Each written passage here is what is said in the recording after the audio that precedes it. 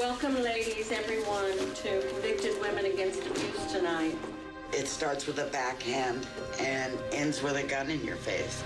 I'm so glad for this group that I found out that it wasn't just me. I just wrote a simple letter asking the governor, we've been in prison for multiple years, we're abused women, we've suffered, we are offenders, but we're victims. Yet, what drives a woman to the breaking point where she kills? Tonight, women who have killed the men they say abused them tell their stories, and we, of course, want to hear yours or your questions for these folks. Call us at 855-DR-DREW-5. That's 373-7395. Joining us now is Brenda Klubine. Brenda was convicted of having murdered her husband and spent 26 years behind bars. There is, I guess, your picture as you went away to the pen. Brenda, how did you kill your husband? You know, finally, after series after series after series of physical abusive events between us, my husband called me and he said, you know, I finally get it. I finally get that all you want is out, and I got the divorce papers, and, you know, will you meet me and I'll sign them. So he was giving, your divorce papers that were served to him, he was bringing them back to you. Got it. Absolutely. So I said, only in a public place. Because he'd been so violent with you? Oh, absolutely. I wasn't going to be alone with him anywhere. No way. So you knew he was violent? Absolutely. You knew? Okay. Absolutely. And so we went to Bob's Big Boy that night. We had dinner, and he stuck his hand in his suit jacket pocket as if the papers were there, and he said, oh, I forgot them. But I'm just staying a couple doors down at the motel, and why don't you just come with me and for just a few minutes, and I'll just run upstairs and pick them up. And I very clearly told him, if you do anything stupid, Robert, I'm calling the police. I can't do this anymore. He said, oh, no problem. And interestingly enough, when we got there, he said, you know what, just come up for a couple minutes. It's only going to take a couple minutes. We'll just... Did you just blink? I mean, you just had a lapse of judgment, or you'd been under his sway? I wanted my divorce. Okay, got it. That's all I wanted, was for him to leave me alone. So you went upstairs with this guy. Were you on edge? Were you afraid? Were you looking for trouble? Or you just wanted to get that paper, get out of there? Actually, when I grabbed the hand railing on the stairs, I got the most gut-wrenching pain I'd ever had in my life. And I didn't realize then it was my intuition telling me, don't do it, Brenda. Wow. Don't do it. Powerful. Because as soon as we got in the hotel room, he deadbolted the door.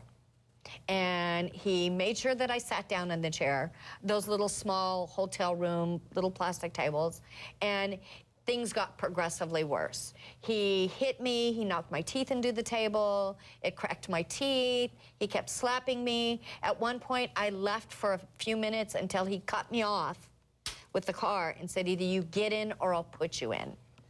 So from there, it just kept getting worse. He pulled out a piece of paper and he said, what do you know about this? And I said, nothing. Were you fighting back at that point? No, there was no point. You were having a freeze response. You were freezing. I was 88 pounds. There was no, there was no match with my husband. I hit him over the head with a wine bottle. And he died instantly? No, he did not. All I could think of then was, I have to get out of here alive. I've got to get out of here. I have a baby. And I thought, you know what, if I can at least knock him out, I can get out of there. And what ultimately happened was, I hit him over the head with a wine bottle, or I swung it at him and he grabbed it. And he said, what are you doing? And I said, I'm going to hurt you like you've hurt me. And then it's going to be my word against yours.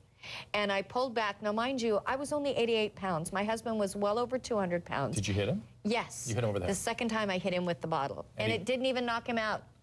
Did you get out of there at that point? Yes, I did. Okay, so it stunned him enough that you got out. Absolutely. Did he develop an intracranial bleed or an epidural bleed or something? Yeah, what happened was the coroner said that his skull was extremely thin and brittle, and so the bottle shattered it. And he brain hemorrhaged over a 16-hour period of time. So he died later? Yes, But he was standing and coming after you still when you left. He was cussing at me and telling me I was dead. I've got a minute left. I understand you thought the baby was dead and you ended up finding him again years later?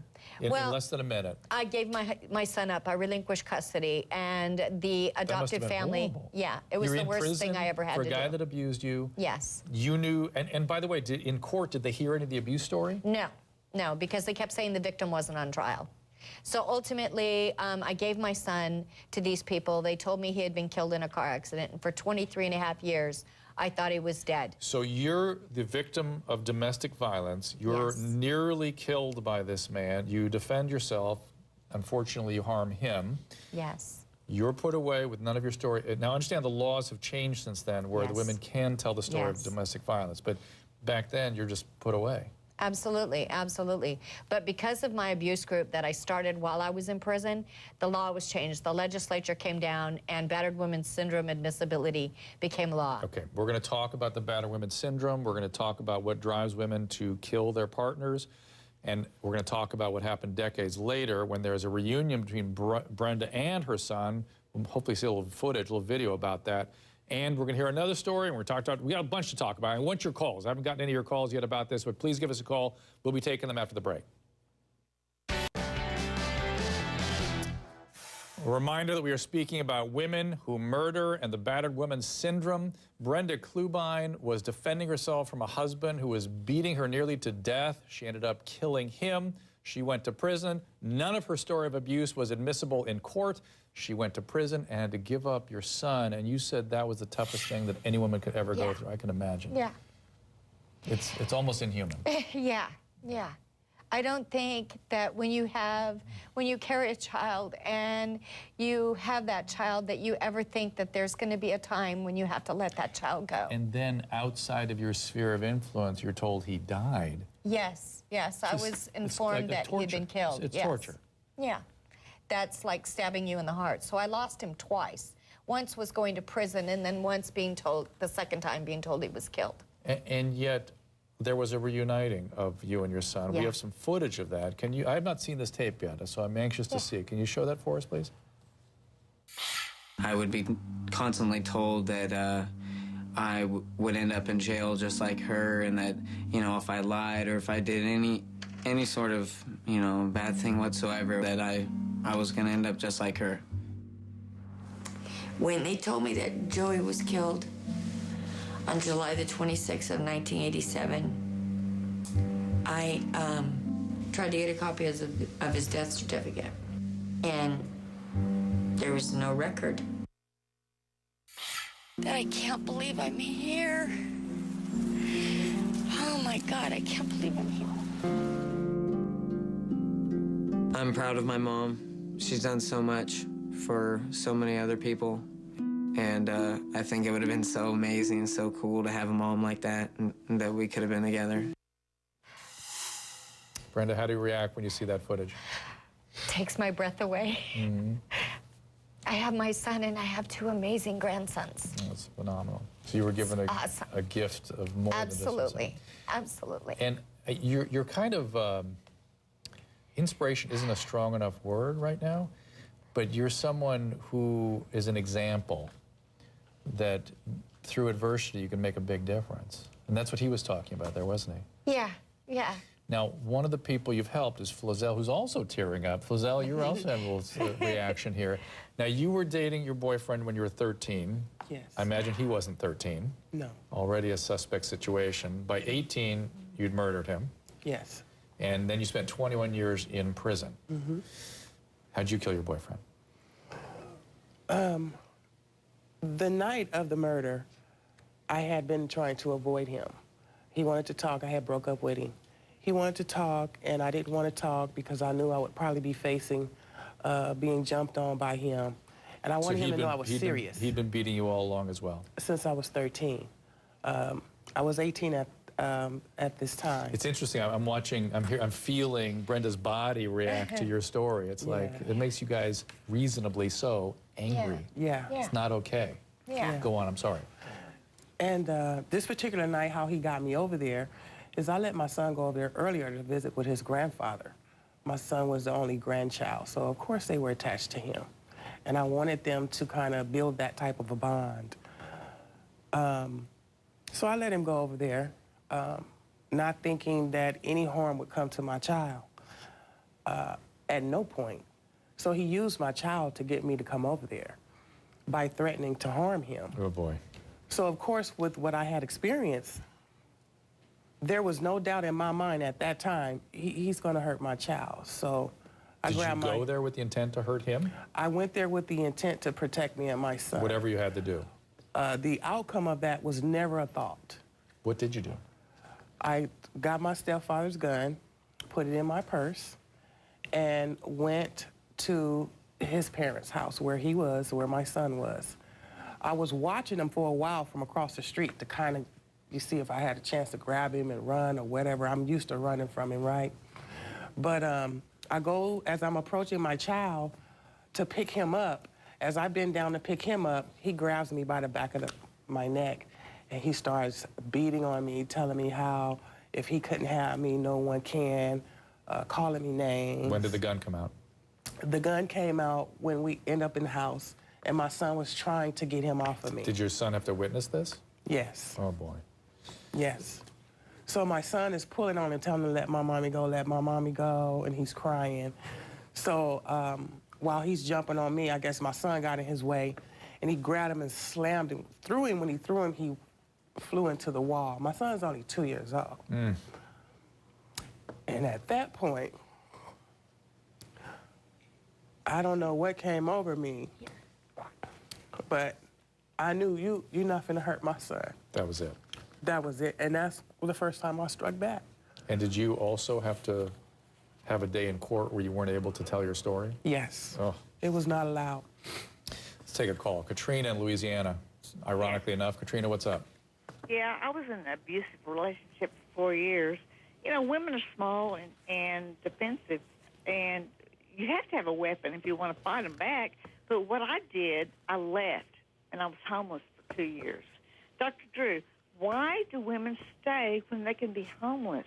Why do they do that? They want the material stuff and all that stuff? So let me make sure I'm hearing you, Katrina. For you, homelessness was better than staying in the abusive relationship. Oh, yes. I think they leave, kill him. but my dear, they leave because they're fearful of homelessness, and they're fearful that their children are going to be homeless, and they're trying to navigate. And by the way, let's be clear, a lot of people come from chaotic families and things where they don't have models for stability. That does happen. I'm sure you had, I don't know, we don't want to lay blame anywhere because we're just creating more victims and we blame other people, but that's just the cycle of abuse. Yeah, but I left. The point is that I did leave. I left 11 times, and my husband would threaten to kill my son, my friends, my family, if anybody helped me. 11 times. Or I didn't return back. 11 Yes. times. You know, Yes. on average, it takes 8 times for a woman to leave for good. Yes. And it seemed like the 11th was for good. You had divorce papers and everything handy, but then it went bad. Exactly. All right, let's take another call real quick. You guys are taking my breath away here. Kelly in California. Kelly? How you doing, Dr. Drew? Kelly, good. I feel like when this happens and under any circumstance, it's a form of defense, and I wonder now that the laws have changed, are these cases being reviewed? And are these people, women, being able to share their stories? Well, Brenda was, had a role in changing these laws. Do you feel as though they're being heard now in court today? Absolutely. They're definitely being heard now, and they will be heard even further ahead. Yeah. Because this injustice needs to stop. Okay, here's what I want to do. I'm going to keep you guys. I want to take more of our viewers' calls. Again, that number is 855-373-7395. I want to bring in Gail Saltz also. She's a psychiatrist, psychoanalyst, to talk about the battered woman syndrome, to see if she has another answer as to why women stay. I want you to stay, and we'll be right back. Okay, a reminder, we were talking about battered women and women who kill. Brenda, we were talking to Heather, a very powerful call before the break. Her mom went to jail at 44. She was an abused woman. She's still in jail. Why is she still in jail and you got out, and what are the changes ahead? I was able to get out under the current intimate partner violence 1473.5 law that allowed me to file a writ and finally bring my evidence forward.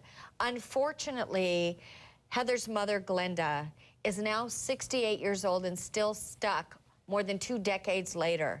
And currently, we have 2 bills on the governor's desk, AB 593, which will allow Glenda to repetition the court to finally gain her freedom. So this is Governor Brown. So it's a call out to Governor Brown here in California to put a rational spin on domestic violence. Claire in Massachusetts. Claire, you have something for us? We have just limited time. Go right ahead. Hi, Dr. I need help. I was just wondering, how do I get out of an abusive relationship without ever reaching the point to have to go to the extreme? Absolutely. I'm convinced at this point there's no way out. I spoke out after 12 years of living in an abusive relationship, which began when I was 18. And the biggest mistake I made in the last year was speaking out and refusing to be silent. And now I'm paying the ultimate price for believing I should be able to have a voice. He's going to kill me just to shut me up, and I don't know what to do. Okay, Claire, now the number one intervention that I'm sure Gail Saltz would agree with me on is separating you two, getting you out of there. Brenda had a... Homeless and happy right now. You're homeless and happy now? But I can't. I'm not out of it. I have kids, and he's just making everything worse. He's harassing me through the court system. Okay, hang on now. One of the things I was telling Brenda during the break is that this recovery process is something that you can see in her. So I'm going to have her speak to you directly. I've got less than a minute. Claire, it's so important that you try to keep yourself extricated as much as you can. Do not put yourself in any situation where you have anything to do with him whatsoever. Try to keep contact minimum. Get a good attorney. Go to legal aid. Do whatever you've got to do. Tell friends, family, everyone that he's still stalking you, that you still have a problem, that you're being harassed through court. And Claire, I want to tell you something. What we're going to do is I want you to hang on the line. Are you still there with me? Okay, we are going to help you out after the show. I've got a team here that's going to ready to help you and see what kind of resources we can pull together there.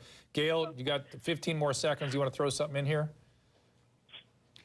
You know, really, it is about getting some help and notifying everybody so that everybody can sort of surround you, if you will. As previous callers have said, as these women have said, better to be homeless, better to be without. You simply cannot go back to him or be with him in any way. My family turned on me. Oh, Claire, stay put, stay right there. I'm going to talk to you in just about a minute and a half.